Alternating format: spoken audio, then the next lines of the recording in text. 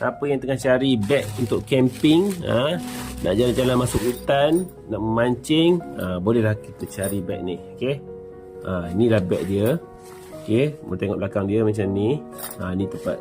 So bila ada dekat kita punya bahu belakang tu, dia selesa. Okey, beg ni. Sebab apa? Sebab kat belakang ni dia lebar macam ni. Dia bukan macam beg sekolah biasa. Okey, lebar macam ni.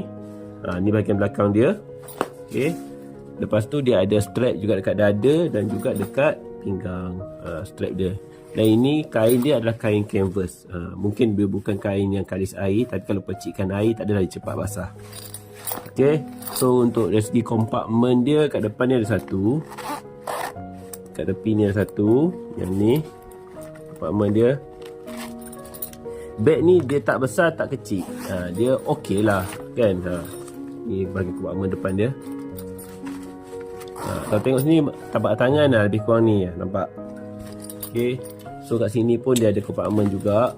Ni untuk nak slot in je apa-apa. Lepas tu dekat sini adalah main kompartmen dia. Ini besar. Besar. Boleh sampai ke dalam tu. Okey. So sini pun ada. Lepas tu dalam ni dia ada lagi macam cangkuk untuk sangkut air ke apa, tak tahulah ni. Ni. Tu. So kalau siapa nak beli, memang boleh beli. Memang puas hati lah beg ni.